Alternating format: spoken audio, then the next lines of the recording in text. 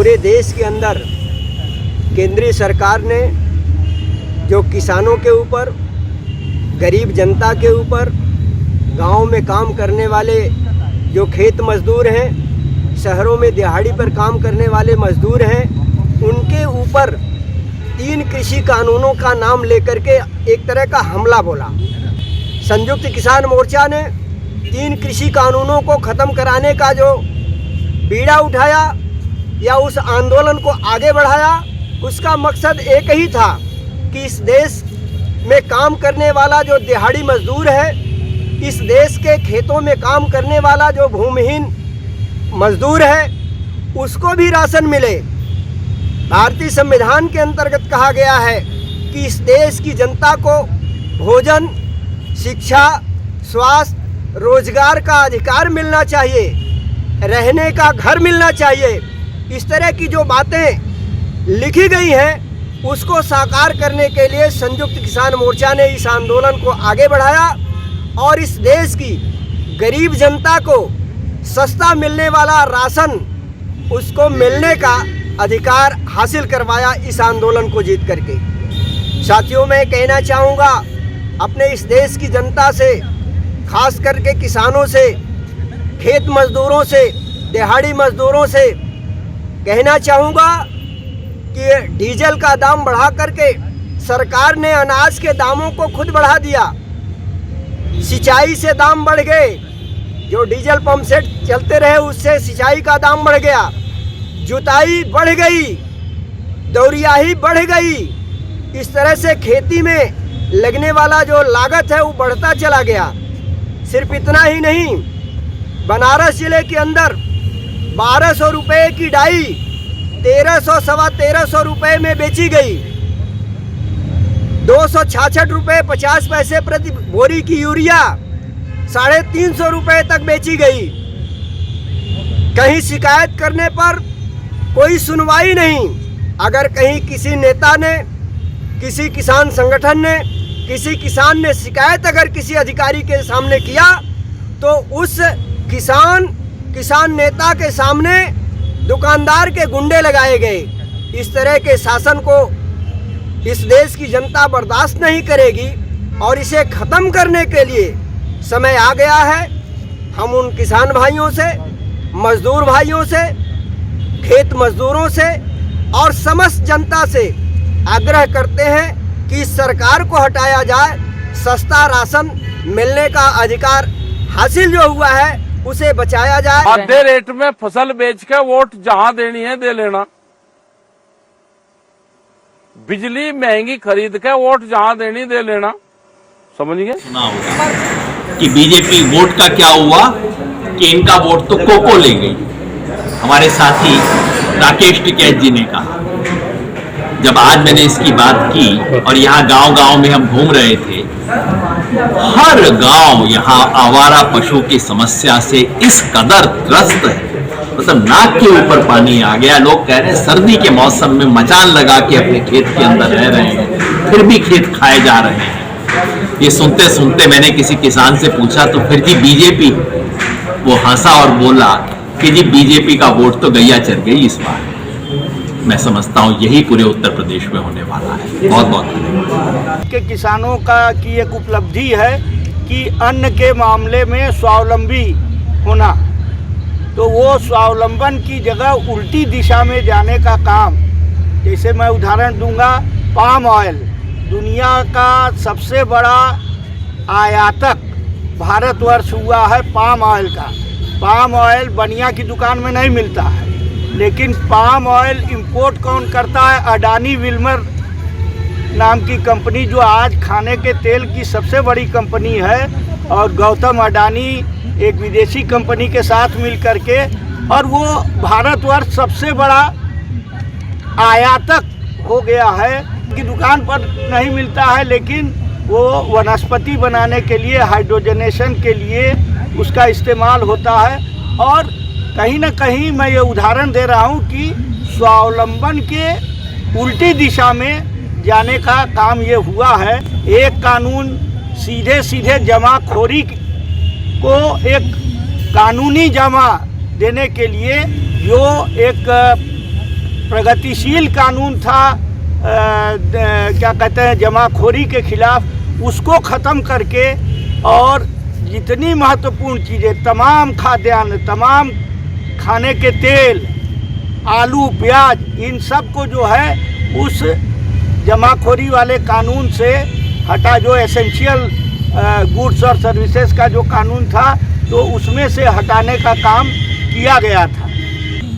जनता के बीच में ये बताना चाहेंगे कि सीलिंग जैसे जो प्रगतिशील कानून थे उनको ख़त्म करके ये ठेके की खेती आती। अगर मैं जनता को यही आगाह करना चाहता हूँ कि उत्तर प्रदेश विधानसभा का चुनाव, पंजाब विधानसभा का चुनाव, उत्तराखंड का चुनाव इसलिए महत्वपूर्ण होने जा रहा है कि अगर मान लीजिए 1 मिनट के लिए काल्पनिक तौर पे, जैसा होने नहीं जा रहा है, लेकिन काल्पनिक तौर पे मान लीजिए कि अगर भारतीय जनता पार्टी सफल होती है तो वो यह कहेगी कि वो सारे कानून सही थे, उनको हम लागू करेंगे, और वो अगर लागू करेंगे तो खेती घाटे का धंधा होने के साथ साथ खेती एक गुलामी की स्थिति में आ जाएगी, किसानों के हाथ से निकल जाएगी खेती। ये निश्चित तौर पे उसकी दिशा यही थी।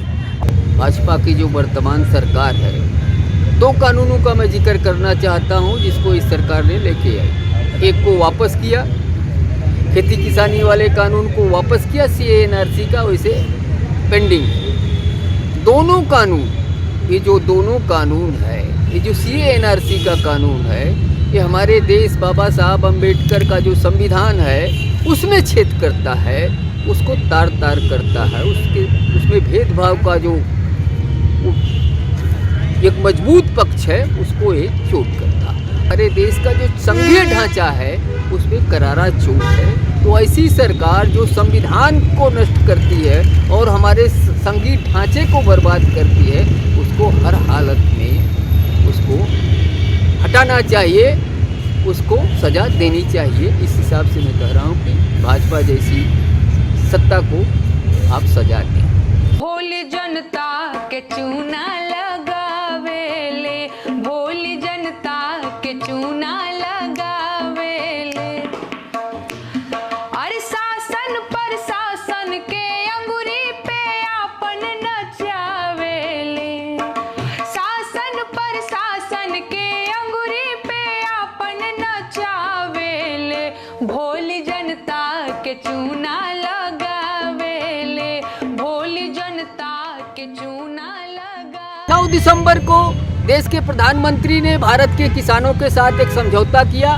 11 तारीख को एक लिखित समझौता भारत सरकार से हो जाता है किसानों का, और जो किसानों पे जो 3 काले कानून जो लादे गए थे उसको वापस किया जाता है। और कुछ उस समझौते में कुछ वादा सरकार की तरफ से किया गया था।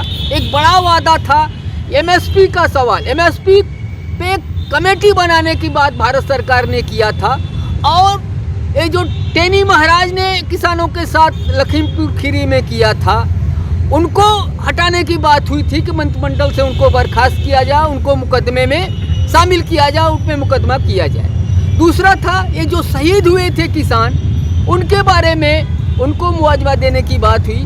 सारे समझौते से भारत सरकार मुकर गई है। ऐसा लगता है भारत सरकार चुप्पी साध गई है।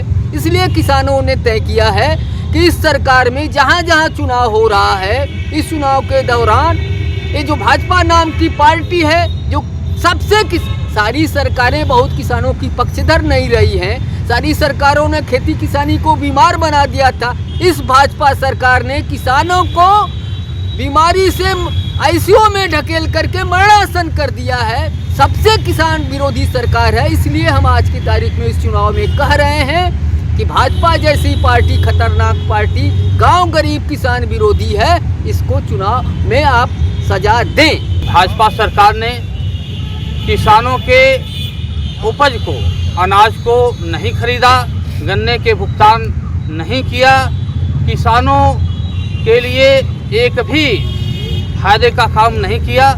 इसलिए हमारा दायित्व है कि ऐसी किसान विरोधी सरकार और ऐसी किसान विरोधी पार्टी को उखाड़ फेंकना चाहिए। हम लोग इस समय यूपी मिशन चलाए हुए हैं और यूपी मिशन का एक ही मकसद है कि भाजपा सरकार को हराओ, भाजपा पार्टी को हराओ। अगर ध्रुवीकरण होना ही चाहिए तो वर्कर्स एंड पीजेंट का होना चाहिए, किसान और मजदूर का होना चाहिए। देश में किसान और मजदूरों की आबादी 70% है। अगर 70% एक साथ हो जाए तो ये टिकेंगे? नहीं टिकेंगे। हम जातियों में बटे हुए हैं, संप्रदाय में बटे हुए हैं। जाति और संप्रदाय के नासूर को मिटा देना ही इसको खत्म करने का एक उपाय है। सरकार किसान विरोधी है, और क्योंकि इस सरकार द्वारा हम किसानों को, जैसे छुट्टा पशु हैं, इन छुट्टा पशुओं से हम किसान इतने त्रसित हैं कि इससे हम कोई खेती बाड़ी कर नहीं पाते। रात भर जग कर अपनी फसल की सुरक्षा करते हैं, फिर भी हो नहीं पा रहा है। खाद के दाम आसमान छू रहे हैं, बीज महंगे हो गए हैं। मैं आपसे एक बहुत गंभीर चिंता शेयर करना चाहता हूँ कि जब लोग कोरोना से परेशान थे, आप देख सकते हैं कि जैसे कोई बहुत मजी हुई चालें चल रहा था, बिल बना रहा था, और जो अत्यावश्यक काम के लिए रास्ता है इसका कैबिनेट का, उस रूट से ऐसे कानून पास कर रहा था जो बिल्कुल अत्यावश्यक नहीं थे। जब वो कानून पास हुए उसके बाद फ़ौरन से काफ़ी सारी फंडिंग, बहुत सारा पैसा क्रोनी कैपिटलिस्ट, ये जो अनैतिक पूंजी व्यापारी बैठे हैं, उनके थ्रू बहुत महीन तरीके से घूमा। इन लोगों ने सट्टा खेल रखा है, और मेरी चिंता ये है कि जैसे ही चुनाव ख़त्म होगा, ये झुकेंगे नहीं, फिर से कोई पैंतरा खेलेंगे। और उस पैंतरे की एक छोटी सी झलक हमें स्वर्ण मंदिर में दिखी थी, जहाँ पे ये मुद्दों को भटकाने या समूह को बिखेरने की हर कोशिश कर चुके हैं। जो सबसे घटिया से घटिया हरकत होती है वो तक कर चुके हैं। तो इस चुनाव को बहुत गंभीरता से लें। ये हो सकता है हार और जीत हमारे लिए बहुत बड़ी हार जीत हो जाए। मैं इस आंदोलन को आज़ादी की दूसरी लड़ाई मानता हूँ। और वो जो बात कही है ना, हम लाए हैं तूफ़ान से कश्ती निकाल के, इस देश को रखना मेरे बच्चों संभाल के, उस गीत को याद करके, आज़ादी के शहीदों को याद करके, इस बार अपने वोट को भी ऐसे ही दीजिए कि जैसे आज़ादी की लड़ाई है।